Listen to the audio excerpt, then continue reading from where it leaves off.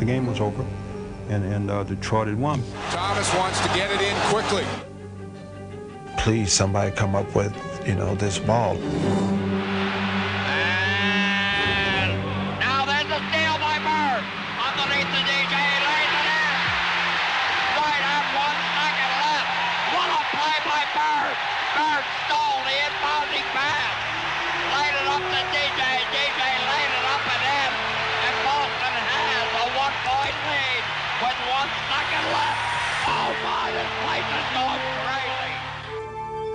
Oh, this is right up there with all the great ones that have been played. It's the one you look back on and kind of smile and say, yeah, foot was in the trap, but we snuck out of there somehow. Bird steals it and gets it to Johnson at the buzzer. Oh, my! Yeah, he made a great play, no question about it. Unbelievable! Unbelievable! They forgot about Larry Bird, that's all.